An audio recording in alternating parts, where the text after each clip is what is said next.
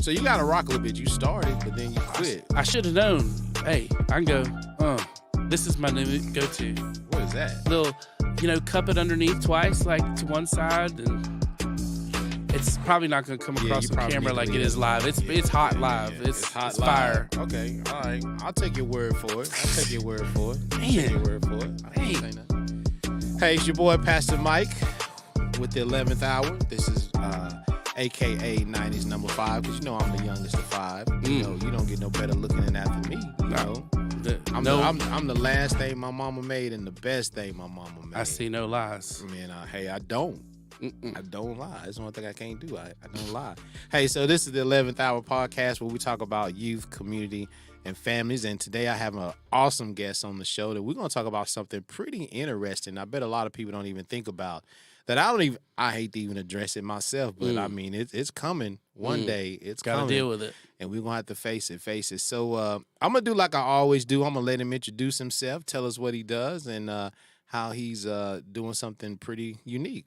Yeah, man. Thanks for having me. You're welcome. Thanks for coming. I'm not just a guest. I'm your friend. Well, yeah, you more than a friend. Mm-hmm. More than a friend. We've torn up some food together. Man, we bond over food. Yeah. You remember that pizza place we used to hit up? They had that gigantic pizza. We always said we was gonna go do it, but we never did. Yeah. It's. And here's the thing: we're doing this at like 11 something. We're doing this at lunch, so Right. And this is not our first food discussion, and I'm terribly hungry now. Me too. But anyway, I'm Jeremy Lee. Thank you for having me.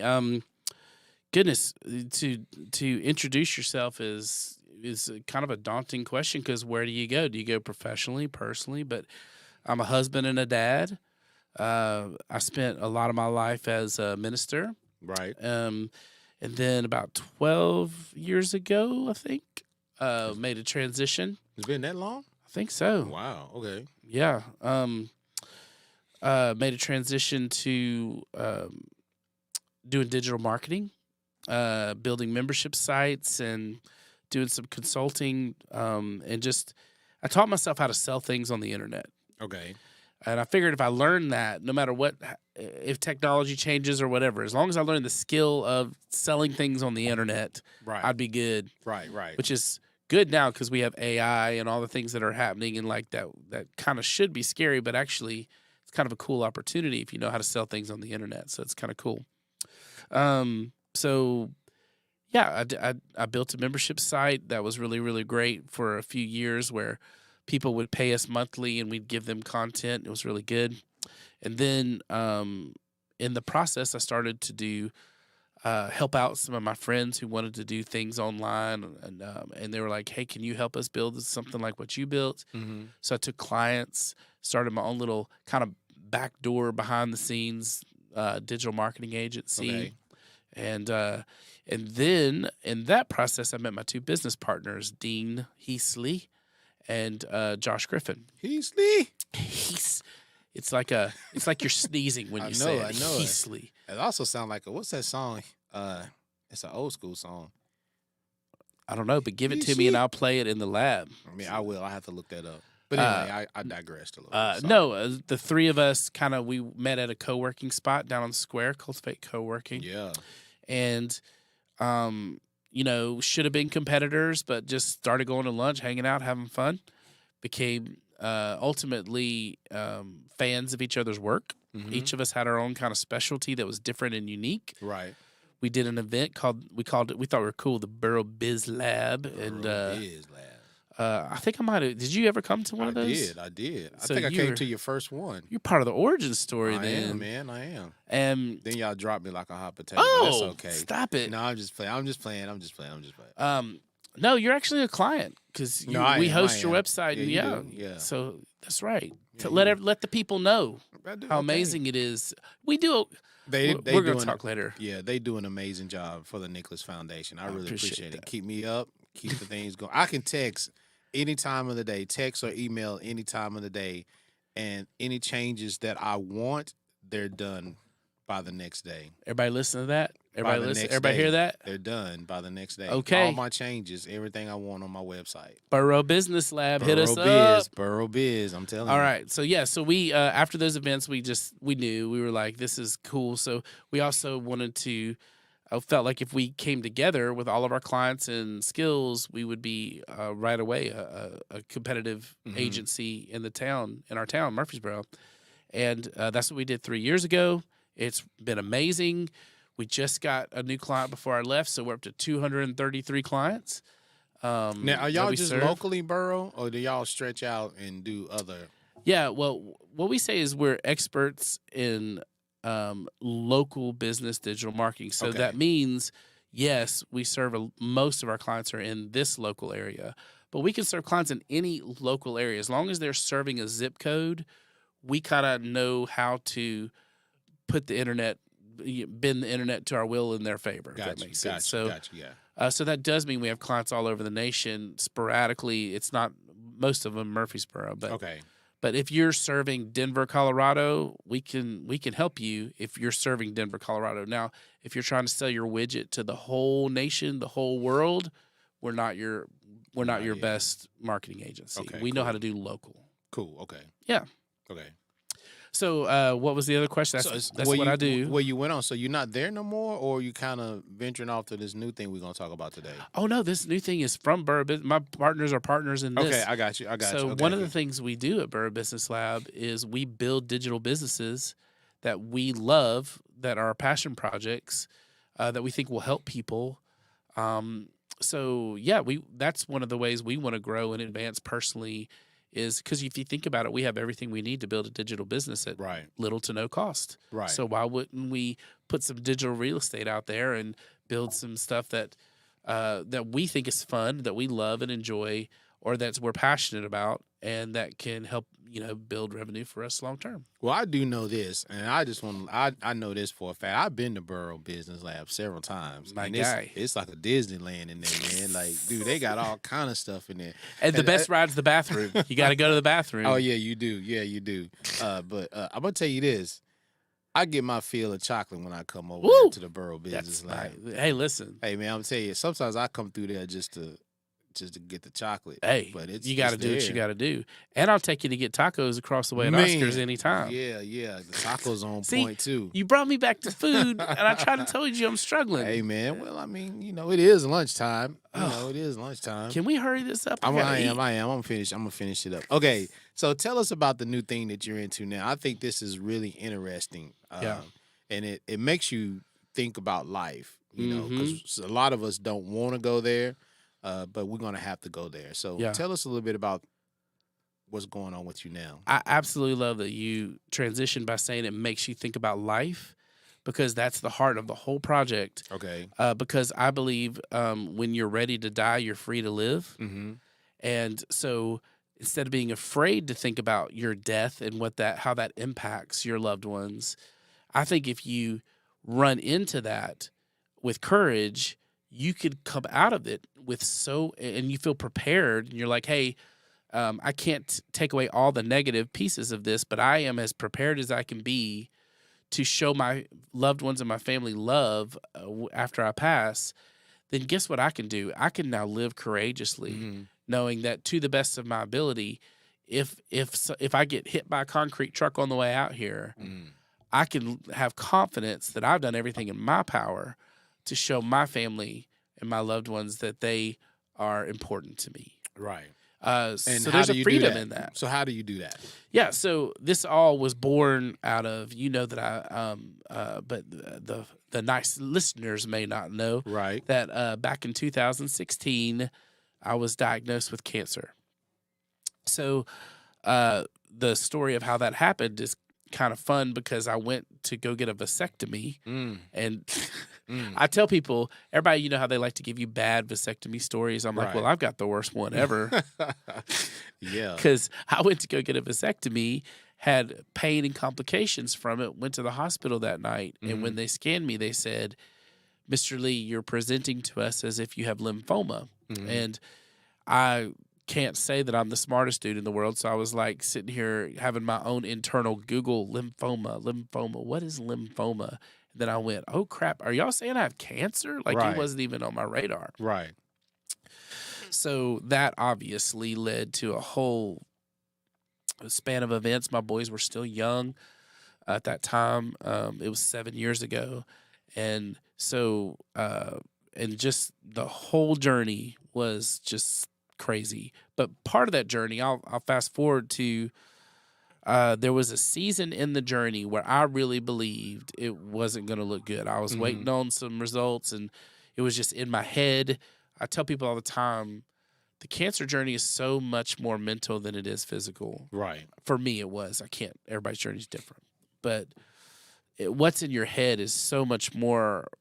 It's just the fear and the anticipation. Like every little pain you feel like, oh no, something's wrong, I'm about to die. Right. And I still deal with that at a certain level. So the process of that was overwhelming me. So I went to my mentor, counselor, the older man in my life that I looked to for guidance. And I just said, hey, Jeff, would you be willing to help me prepare to die? What a morbid thing to ask somebody to do. But when you think about it, though, it was what I needed in that moment to stay sane. Right. I was like, because for me, obviously I had emotion around the idea that this might lead to my death, but I was thinking way more about my loved ones. In fact, I tell people, when they say when you are faced with a death experience, your life flashes before your eyes. Well, that's not how it happened for me. Okay. For me, what was flashing before my eyes were all the moments I was about to miss. I mean, you're a dad, you have a family, and I know you love them. We talk. That's all we talk about when we're together: food and family. That's it. And I just remember my boys were really young at this point, and I was like, I'm about to miss it all. And that's all I could think about. And so it was overwhelming me. Went to my mentor, and he agreed to help me. And so that process, you asked how'd the process look. Here's how it broke down. The first one was about how I felt about life after death. So we had a session or two on that. You would think, being a former minister, that would be an easy one. Yeah. But when it's like there, yeah, I wanted to be triple, quadruple sure I understood what I believed about that and where I was in that process. Right. So that was the first thing. The second thing was logistics. He said, let's do everything we can. I'm assuming that for me, it was my wife that's going to be handling the matters after my death. So he said, do you have life insurance? Yes. Do you know the details of it? Absolutely not. I just signed up for it years ago. I don't know anything about it. Right. Well, then call the life insurance guy. So I called and I said, if I die tomorrow, what happens? Well, I'll bring a check over to your wife. Are you going to take taxes out of it? What is it going to look like? And blah, blah, blah, blah. I asked all the questions so that I knew how much money my family would have if I died. And then it went down to listing out the passwords, listing the accounts, all the things that I handled that Elizabeth didn't handle, making sure that she had a step 1, step 2, step 3, here's what you do. And then it was, my funeral. Like you think about, I mean, you and Nancy been together forever, but think about the task it would be if you had to plan Nancy's funeral without her input. Right. I mean, you would probably do it the way you would want Nancy's funeral to be, but in your heart, you're like, I wish I could do it the way Nancy would want her funeral to be, right? Right. So so it was like, hey, here's pallbearers, here's a song I like, here's I have an opinion about where I'd like to be buried, blah, blah, blah. So logistics, it's all laid out, written out, in what I call the peace of mind file. And that's layered in there. So finally, my mentor said, and the last thing you can do is if you want to write letters or make videos so that your boys and your wife have something that they can, kind of read or watch just to have a memory of you, you can do that.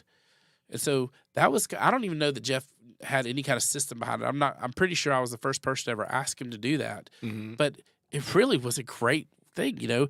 How do you feel about life after death? Handle the logistics, and then leave something for them to have a piece of you. Right. So, went through the cancer journey. Thank goodness I was in remission, and that's again 7 years ago, and I'm so grateful for the time I have been given. So, along the while though, I've been so thankful for that journey I went through with Jeff, and I kept thinking about the videos and letters because when I did it, it was like just hammering through. It was hard, man. It was really hard. Imagine just having a blank page and you're writing your last word letter to Nancy, to your kids. Like that, it was hard. There's so much to say. How do I fit it in a letter? How do I say it? But I don't want to say nothing, and I don't want to get this wrong, blah, blah, blah. So I just hammered through it. Wasn't excited about it, but I just did it. And I kept thinking about that process. I was like, what if we could help people do that and do it and have a kind of and help them kind of shorten the learning curve, make it a little bit easier for them to do it. Right. And give them a process to do it that makes sense, and then create an online tool and so to help them all of that make place. And the idea was that you're humanizing estate planning. Like, think about it, when we make our will, we're giving our stuff away. We're basically legally figuring out who gets our stuff after we die. That's about it. And I wanted more. And so I thought, how cool would it be if we helped people write letters to their loved ones that they could leave with their will, that helped them bring their voice into the moments they might miss. So with these letters, I now know if I can't, we're not guaranteed to make it to our kid's wedding. We're not. Right. But if we write these letters in such a way, our voice can be a part of that experience for them. Right. Well, and that will lead me to my question, because your boys were so young at the time. So in these letters, how would you present them? Because do you just write one and then it's going, because you may not go for 20, 30 years. Will that letter you wrote 20 years ago be just as effective 20 years later? Or do you go back and write another one? And, how does that work? I work, if I don't die in 10 years, I go back and write another letter. Great because question. Life is different. My kids are different. Our relationships have changed. So, what does that look like? Yep, and therein lies the reason why it's been about 4 years in development. Okay. Because it's a great question that I had to answer right away. And so what we came up with was it has to be general and it still has to be specific. So how do we do that? Yeah.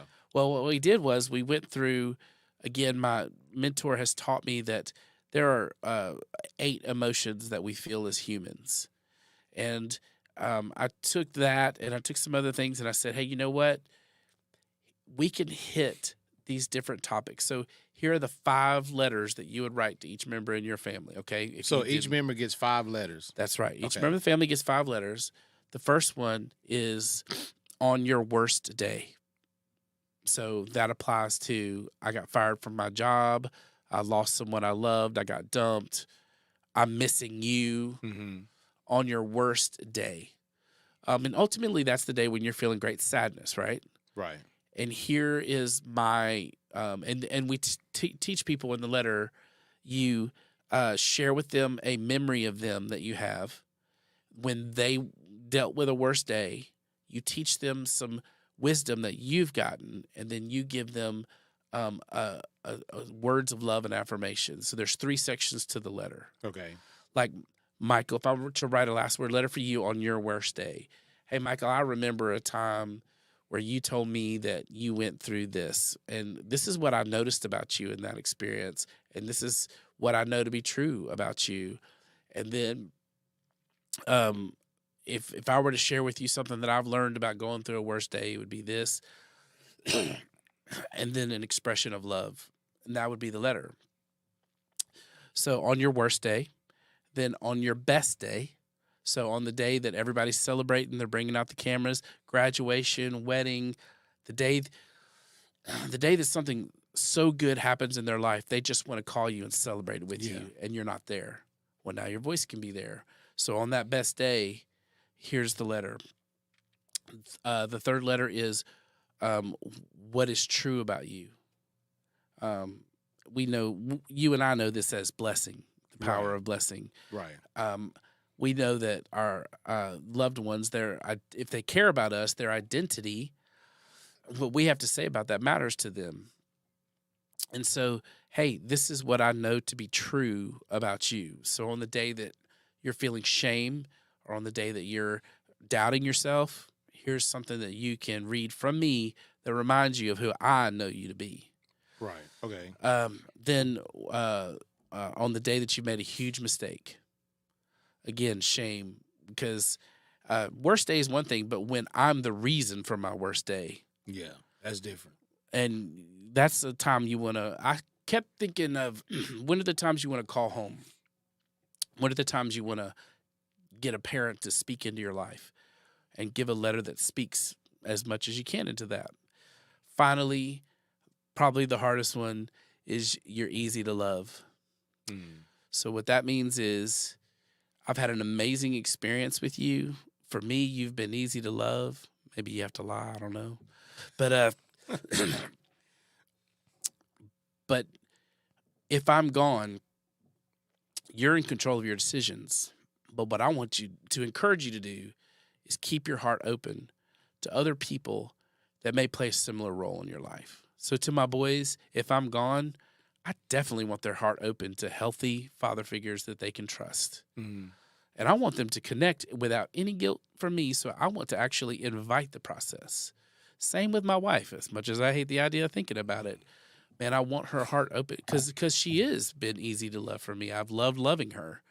I would not want her to stop loving because I'm gone in some way of feeling loyalty to me. You don't need to be loyalty to me anymore. Just keep your heart open. And if it happens, it happens.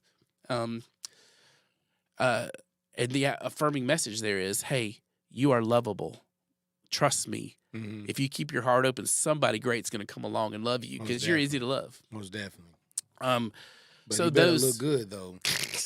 he ain't ever going to look good enough. We know this. That's true. That's true. So That's as true. you can see, those 5 letters are general, but yet very specific. Yeah. And that did not come right away. That was a long process of trial and error. So you wrote a lot of letters then. Heck yeah. So for me, it's just my family members. So it's my 2 boys and my wife. I mean, I've got a lot of other people I love, but I ain't writing all those letters. You can write me one, man. I mean, I can if I can do a letter right now for you. Could you freestyle it? Freestyle. Oh man. No, well, but that's special. So for me, it's 15 letters, Yeah. and they're not books. They are what they are. I follow the template because another factor to this was we didn't want people to feel intimidated, so we almost Mad Lib templated it. You know, it's like Wait a minute, what'd you just say? You know the Mad Libs where like there's a paragraph and then there's a blank that says write a pronoun here that describes this. We did a template like that. That's a name for that? Yeah, Mad Lib. What does that mean? I think I turned it into a verb, Mad Lib templated. but what I'm trying to say is we created letter templates. There you go. That are easy to fill out. Yeah. Yeah, there you go. I like that better. Yeah, you're continue to bully me. That's fine. Okay, and you talked a lot about that, and I think some people don't. Honestly, some people don't fear, death, and for sure. Some people got everything laid out, but I don't think people think about that. I've seen a couple of movies where people have left videos for their kids, and everybody's emotional, but I don't think anybody think about the letter piece. So. You kind of mentioned it a little bit, but go in a little more detail about why you think that's so important to leave letters like this. Well, if you've ever lost someone you love, and I'm sure you have, I have. Yes. One of the first things you reach for are the pictures. Yes. The things they've left behind, the smell, you go into their room and their clothes. Like, one of the ways we grieve is by holding on to what has been left behind. And I can't even begin to tell you how freeing it is for people to have letters that you don't have to wonder what was on your mind about me. Okay.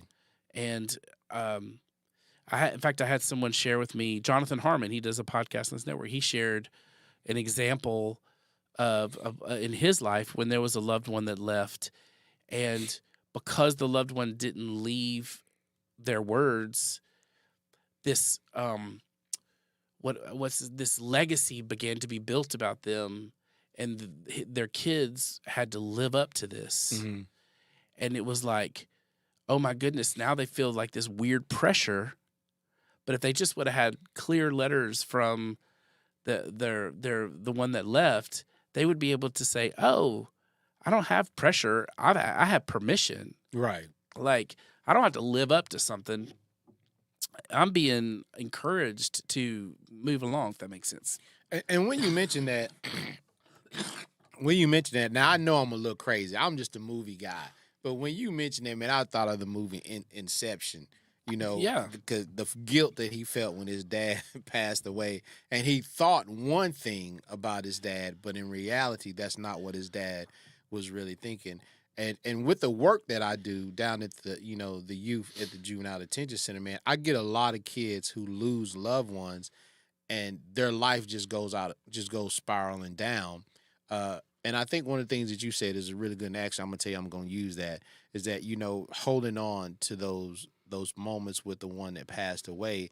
And so it's like when someone passes, it's like, how do I continue to live their thoughts in my life? Because I know how you see me, you know what I'm saying? And so how do I continue to live? And I think through those letters, it allows that to be heard when I read what you really feel about me and what you really want from me versus trying to figure it out on my own. You know how I feel about the influence of parents. Yes. We've talked about this forever. Yes. They're the greatest influence in the lives of their kids. Most definitely. Their words weigh more in the heart of their kids than anyone else's words. You and I both have been blessed to share long-term marriages where we intimately have lived life with another woman who how we think about them matters to them. Mm-hmm. So my whole point behind this is just by sitting down and using the templates and knocking out 5 letters, even if they're not perfect, they just are done. You have filled in the blanks for these beautiful people who your words really matter. Right. I'd say when you watch, there's videos that kind of guide you along. And when you watch the videos, we say regularly, there will be time for you to have a eulogy. This is not that time. You are not creating a eulogy for you. You're writing stories about them. Right. You're giving wisdom that you can share with them. You're sharing words of love for them. Guess what you're creating? You're creating tools to help them grieve you. Mm-hmm. That's what you're doing. Yeah. I love to say this, the power. I think there's the 2 most powerful moments in a relationship with a person is first impression, last impression. We kind of just sometimes mix whatever happens in the middle. And with family, our kids, they don't even know the first impression because they were born as babies. But our wives, we know, we can remember the first moment we met, the first impression. I think this is an amazing way to leave an incredible last impression. Right. It's we remember the beginning and the end. Well, then make the end amazing. Yeah. So, and make it something that they can, and these letters are not meant to be read just once. They're meant to be literally a go-to for, oh gosh, I miss my dad so much. I wish he could be here to see me now. Well, I'm going to open this letter and read it because he was thinking about me in this way, and this is what he said to me. Right. So, and and they're not wondering what you would say, and they can actually hear what you have to say. mm-hmm. Okay, so what should one consider leaving in a letter? Like, I know you kind of went through the whole 5 things. So if I wanted to leave a letter for my wife, what are some of the things I really need to be pointing out in those letters? Because for me, I'm just saying, I know how I am.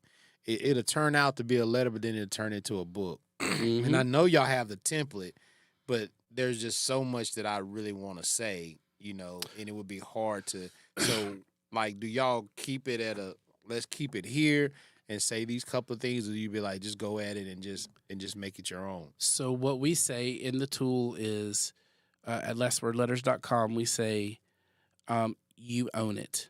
It's yours. Our tool is here to help guide you if you're stuck or if you don't know what to say, because not everybody is like you. Right. There's a lot of people who are like, I don't know what I see the value in doing this, but I don't know what to say. Well, our prompts are there to help them trigger what to say. But the moment you have something to say, if it's a book, it's a book, you know. Yeah. You're not going to be around to get the review of it, so you're good. That's Just right. spill it out. But when you ask what to say, for me, the elements that we care a lot of, that we have considered to be important, and talked to a lot of people who have been through death to hear from their experience, or the death of a loved one. Can't talk. Yeah, you can't really. Yeah, I got mean, you. you feel you me on on another that. level. You doing that? Yeah. I don't need. Anyway, the the things that are valuable to them are those elements that we talked about. Specific stories. Okay. How did you? I know how I experienced you, but how did you experience me? That's good. And very specifically, what did you enjoy about me? And for you to spend some time just goading over them and getting good examples and being very specific in detail of, man, I remember very specifically this story of when you had your best day in front of me, and I watched how you went through this. You made the game-winning shot, and I wanted to just come out of the stands, and I did. I started dancing on the court, and I remember we took you to Applebee's afterwards, and that night, and just it was a night of smiling and laughing. Yeah. And I remember stopping for a moment, closing my eyes, and saying, "This is what life is all about." Yeah. So, as you're experiencing your best day today, I just want to encourage you to take that moment, close your eyes, and remember this is what life is about. When you get to experience joy, treasure it. Yeah. And then my final thought for you is an expression of love to say, you have brought me so much joy. You have been one of the main sources of joy in my life. Please know how adored you are by me, and know that my wish for you is that you would get to experience so many of those beautiful moments, and you would take the time to cherish it. And that's the letter. Dang. You see, I'm very specifically talking about you. I'm giving you just a bit of wisdom. I'm not preaching you a sermon. Right. But I'm giving you just something that I learned, something that I experienced. And then I'm giving that my wish for you, my expression of love for you, my dream for you in this moment on a day like this is that you get to do this. Again, we want to be careful to talk about not all the things they've done, but who they are. Yeah. That's another thing I would say to answer your question. The temptation is going to be like, oh gosh, I love that you made such good grades and you were always so beautiful, or you did such a good job in sports. No. It was, hey, I remember you to be, or I think of you as generous. Like what's true about you. You want to know what's true about you?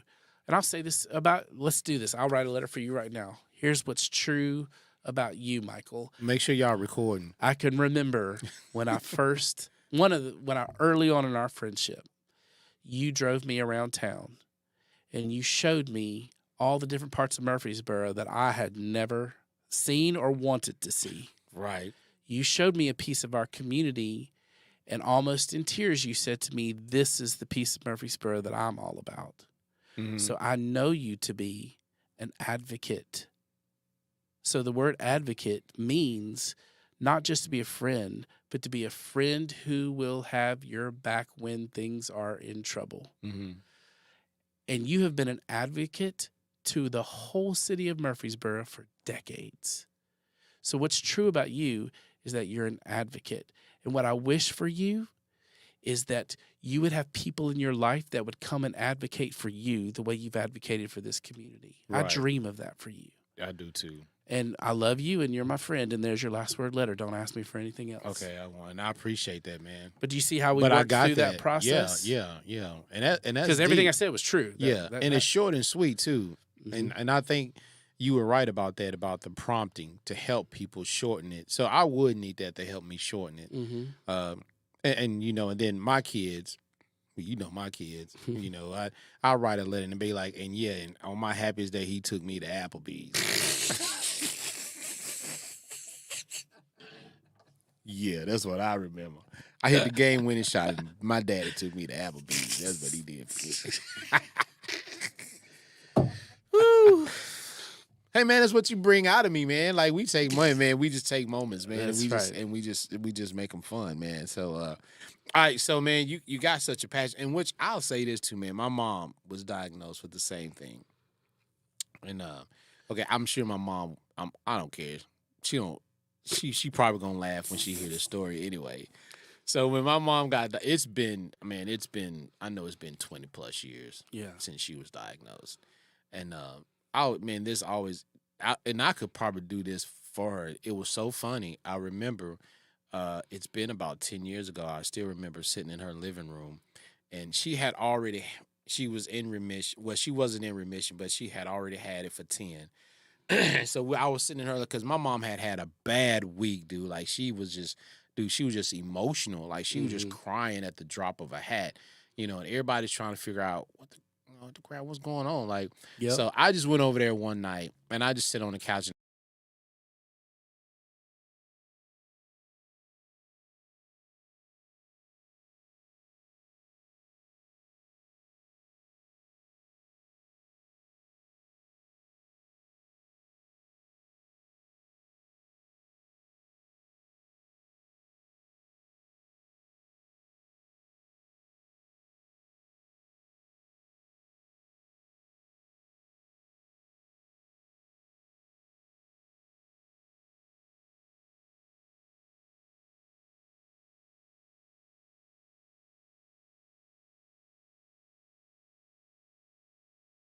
said, and dude, her whole demeanor just changed. But when I think about that, I think about what you're talking about. Oh yeah.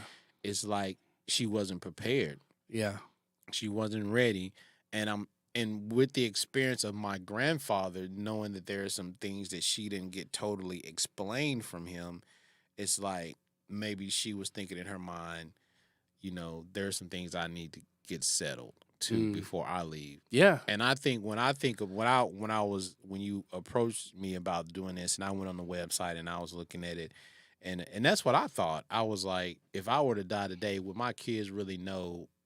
Would they really know? Like you can say stuff, but would they really know? Because they're listening, but they ain't listening. I mean, I was a kid. We were all kids, so we ain't listening. But those letters that they can just continuously go back to, whenever they're going through something or they're celebrating something or they're dealing with something, they got these letters. I was like, man, that's just a cool thought. Yeah. Well, that.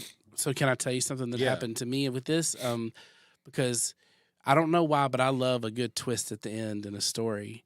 And one of the twists at the end of Last Word Letters is we end it with a challenge that says, "Hey, what if you didn't save these letters for your death, and what if you went ahead and gave them now?" Then that's what I was gonna say. I was gonna say, man, you sound so good. I'm like, I want to write my wife a letter when I go home. Yeah. So I took on that, and not all the time, but every once in a while, I will write my boys letters, and I'll leave Campbell's on his bathroom sink, and I leave Hudson's on his keyboard, Right. and it's a typed out letter once a month or every couple of months, and I pour my heart about what's going on right now. And those letters, I'm very specific to what's happening right now in their life. Right. But I pour out my heart. For me, it was a way because teenage boys don't talk much. And I write that in a letter. I say, listen, y'all don't want to talk to me much. I kind of get it. And truthfully, there might be some days I don't want to talk to you. There's a bunch of days. But I said, if we keep going like this, there's going to be too much left unsaid. Yes. So therefore, I'm going to use these letters to write the things I wish we could talk about, but we probably we aren't hitting at the same time. And so I just dump my heart. And I that has changed my relationship with my boys. Well, I'm going to keep that personal because I don't want to tell their stories on here. Yeah. But I can tell you beautiful moments where they respond to those letters in ways I would have never dreamed. Yeah. And it shows me, man, why wait till you die? Do it now.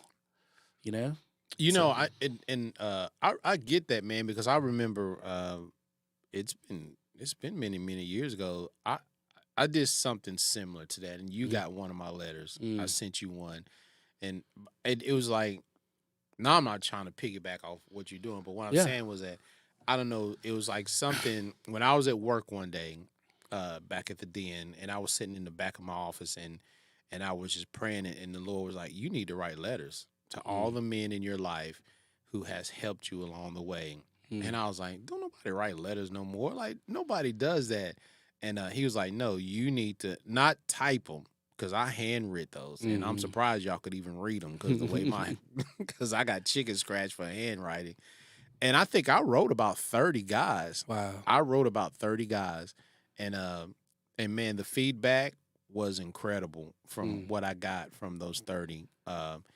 And I was like, dude, that was powerful. Like, I never thought about that. And then I moved on with my life. But then here you come with this thought, and I'm thinking, man, how powerful would that be? Like, really, how powerful would that be? Because, I think sometimes you don't get a chance to say your last word. Like you said, man, you could leave here, get hit by a dump truck, or, you hear the horror stories of people dying in their sleep, or, men having heart attacks, just like that, or I mean, just anything could happen, and you don't get a chance to say these things.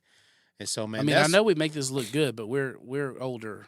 We do. You may not be able to tell. I mean, y'all can't really see it all, but well, you shouldn't. I wouldn't want you to see it all. I work hard to cover it up. Do you? Sorry to interrupt you. Go ahead. Well, I'm just saying, I smell a donut and gain 5 pounds. I don't even have to eat that joker. I just smell it. My pants just start tightening up on me. That's what happens when you get over 50. Well, I screwed with your amazing thoughts, so keep going. No, but I'm just saying, I just think that's a wonderful thing. Yeah. And so I would love to, like, because as you was talking, my heart was like, man, I think I want to do that now. Like, because even though when I was telling you a minute ago, like, if I wrote it, it would take, man, I would write a book. But I think for me, learning how to be more specific in that moment is what I like. And I think if anybody's living in America or anybody living in the world, teenagers are the hardest to just communicate with, period. So what I was going to ask you, and I know you don't have to reveal it because you already said it. Yeah. Your boys read the whole letter from beginning to end? I have no idea what they read and don't read. Okay. I just know that they have had reactions that shocked me. Okay. Because truthfully, what I expect them to do is to do what they do with my text messages. Right. And leave me on red. Right. And never. And I literally expect them to pick it up and throw it in the trash and not read it. Right.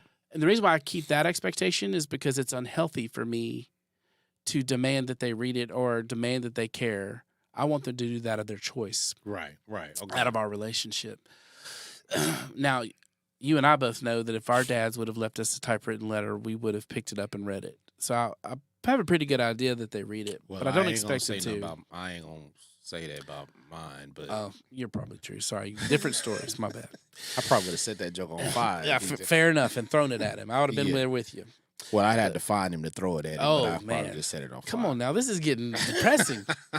Wait a minute, we talking reality, That's right? the truth. Okay, your mom. Yes, there you go. Let's change the character here. But I also write it in such a way that, I mean, they're teenagers, so I don't use too many words, like you said, and I write it in a way, and I've learned that teenagers don't want to hear stories about when they were a baby because they don't remember that junk. That's for me. That's true. So I talk to them about their now. I talk to them about, and I keep it short, and I always make sure I want them to be men because I don't believe men are awesome at sharing their heart in general. Mm-hmm. I want my boys to be men who are warrior poets. They can both show up and be the man they need to be, but they know how to share their heart. How are they going to do that if they don't see me do it? Right. So that's a big part of this for me. And and really last word letters, by the way, I have designed it almost for young dads. Even though that's why I'm never going to get rich on this, because a young dad doesn't want to think about his death. So imagine my marketing challenge here. Yeah. Hey, let's talk about your death, 40-year-old dad. Let's talk about your demise, baby. What they gonna look like? That's one of the reasons why I'm wanting to get on podcasts and be able to share my story, because I love the idea of helping a young dad prepare for his death so well that now for the next 20 years, he's free to know that something happens to me, my heart is shared. But then also teach them what it's like to, express your heart to your family on the regular, even while you're alive. Right. Yeah, it's a incredible opportunity. That's beautiful. So how do you work? How do you take that approach with people that are coming in for the first time that want to do this? What does that look like? So far, we're just, that's the challenge of Last Word Letters up to this point. Okay. It's how do we share this? Because think about it, there's so many groups of people that could benefit from this. People who are going through cancer and it's a present reality, they could use this, and we want to find a way to get it in their hands. Young dads, older people in general, like you said, you cross a certain age, you think about death a lot more frequently, and it's not something you're worried about. It's something you're actually dealing with in your present reality. They would probably want this tool. First responders, military, people who every day they leave their house, they face I know you've done this. You face the real possibility that you might not come home. Well, they're going to probably more likely to want to be prepared. But the thing is, nursing homes, hospice care. Yeah. All the different. Yeah. So for me, the challenge is, where do you begin? How do you start sharing? And that's very vulnerably, that's where we are right now with Last Word Letters, is like, now we've built it. It's a really cool tool. Now who do we offer it to? Yeah. How do we tell the story? Yeah. So we're starting with podcasts, and then we have some other ideas on how to get the word out. But yeah, it's going to be a challenge. And it's funny that you say that, because I'm a big, you know who Inky Johnson is, don't you? Yeah. So I don't know if everybody know him, but man, I was watching one of his he was on somebody else's podcast, and he mentioned the same thing that you just mentioned about one of the most underrated blessings is that you come home every day. Yeah. Like, we don't even think about that. We leave the house and just expect that we're coming home. And so I ain't not trying to preach a sermon, but dude, that was like a shocker. Like, man, we do. Like, we just leave home and just think we're coming back. Assume, yeah. And so I think that's why this is really important. Like, man, I think more people should get on board to think about that. But like you said, the challenge is to have people to think about that. Yeah. Like, that's tough, so because nobody wants to address death. Nobody really does. So even, oh man, you made a good point, which was a beautiful point, man. Like, even as spiritual as we are, and we know, but man, when you have to know. Yeah. It really surprised me, truthfully, because I'm decades as a minister, helped many people journey through those thoughts and decisions. You would think I'd have that figured out for me, for what I believe, and but when you put those beliefs to actual, I was like, hey, let's I want to double, triple, quadruple that I know what's going on here. And so it was a good experience. It gets tough, man.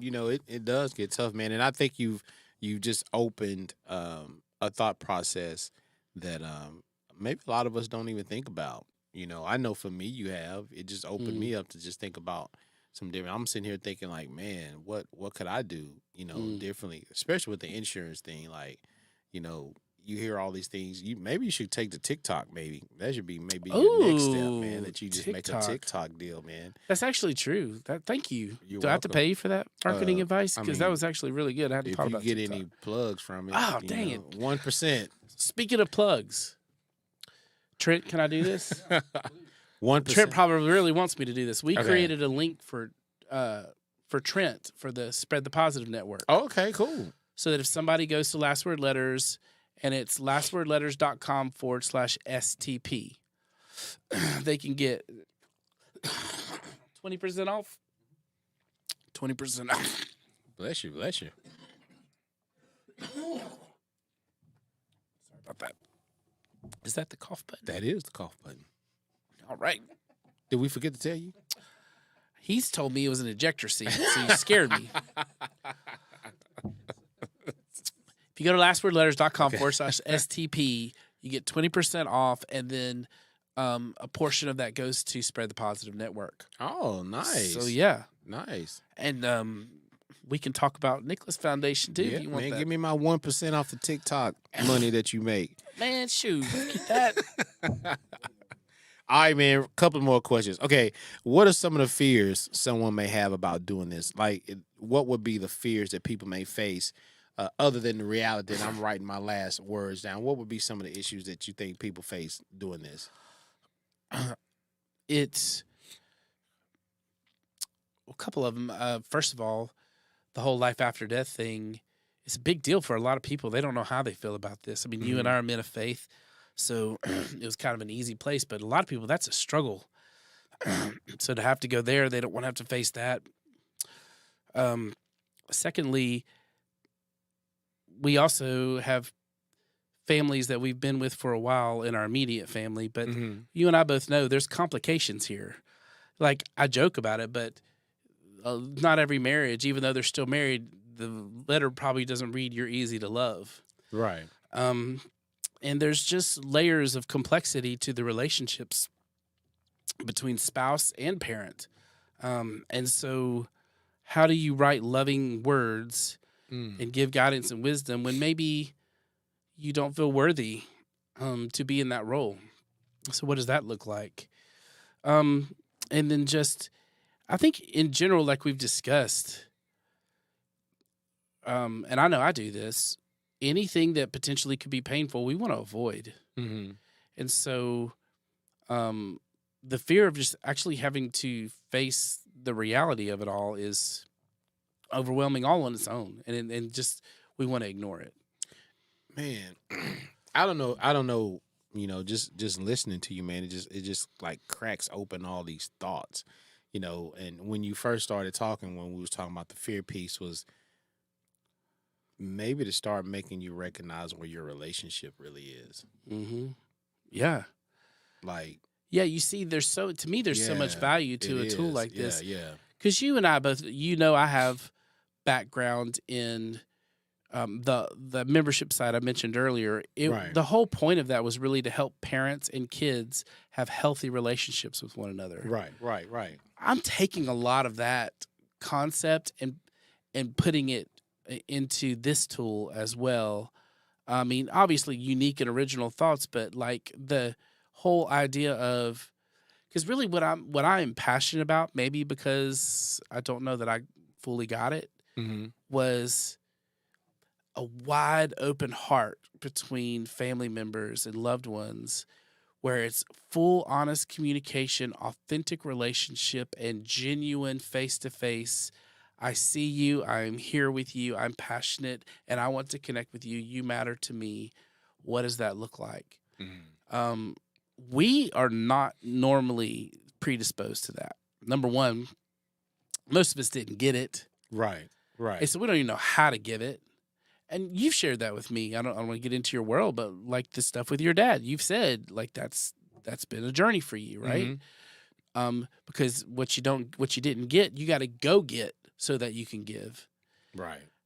And to me, a tool like this exposes, like you said, the need, if it's there, to have healthy, vulnerable, real, and true relationship. Yeah.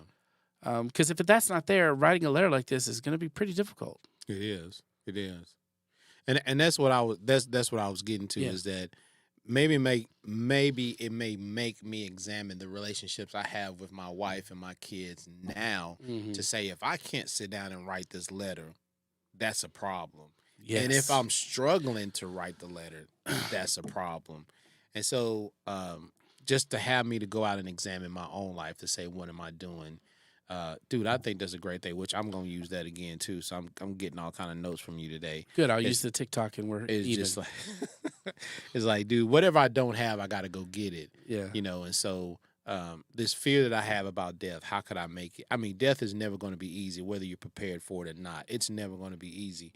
But how can I leave something that's everlasting? Because I tell the young men down there, it's like, dude, is the only legacy you want to leave is money and jewelry and clothes? Like, dude, they gonna sell that stuff and get rid of it in a heartbeat. But what's the legacy that you really want to leave behind? So, man. And then let's talk about this. I think it needs to be talked about when you consider your death. Is you and I have lived long enough in life. We've seen enough people die. Yes. The harsh reality is that the majority of the world moves on 2 weeks after your death, and although they care about you, they remember you, they move on. Well, it's about a week. Yeah. It's a week now. You've seen that. I've seen that. See it. And that actually, in a way, has been relieving to me. I don't know how to explain it, except to say when I do have fears about death, or when I say to myself, you know what, the world's going to move on, but there are at least 3 people that you know that it will rock their world. Right. So I'm going to love and take care of them in the way I prepare for this. Yeah. I do know there will be I hope there's other people who give a crap. But for the most part, they're going to move on. Right. But those 3, I have literally invested decades into them. My 2 boys and my wife, I will not leave this earth without giving them a proper, I love you, as you move on, know this, and go. And you want them to move on healthy, too. You don't want them that's to what move I wish on. for them. Yeah, that's what I'm saying. And I think these letters could do that. Because if you love them that deeply, you have to believe that your loss is going to impact them deeply. Right, right. And if that's true, then it is so loving to, before you go, encourage them through that loss. Man, that's deep. Yeah, yeah. See what I'm saying? Yeah. I was and I'm gonna get ready to wrap this, but man, I want to give a shout out to Pastor McCarroll. Man, I went to a funeral, a young man's funeral, and you know how young people are. You know, everybody got to be tough. Mm-hmm. You know, everybody toughen up. You know, and man, something he said is kind of on the same lines of what you're saying today. He was like, you know, all you young men that are here at this young man's funeral, you know, trying to be tough, not to cry. He said, you're doing this young man a disjustice. You need to be crying, because if you loved him and you're going to miss him, you need to be crying.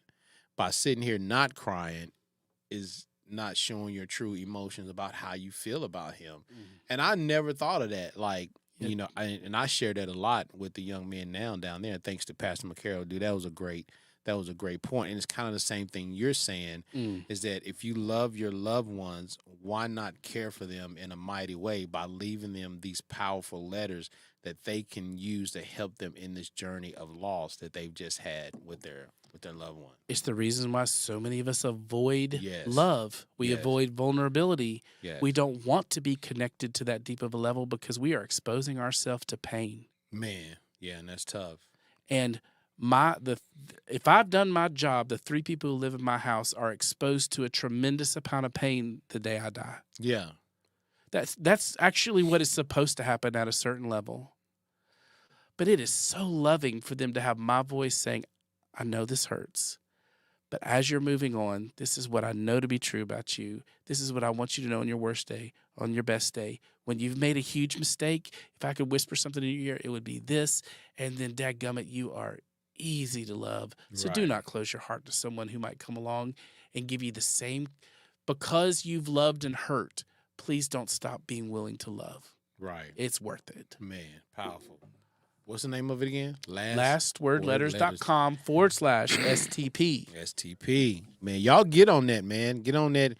Get those letters written and get my 1% so that we can talk. And and follow me on TikTok here in a little bit. I got to go home and get it ready. Yeah, get it going, man. Get it going. All right. So what I like to do on the 11th hour, man, we like to do a fast track thing right here. All right. So don't, I try to tell people, don't get in a whole monologue. These are just really quick questions, just to learn a little bit more about you, okay? I really have to pee, so you don't have to worry about this. And it's also we got some that depends over here if you need it. Well, okay, who do you look up to for inspiration and mentorship? Michael Davis, and I'm not being silly. Oh, man, come on. Okay, appreciate it. What is the most important risk you took in life and why?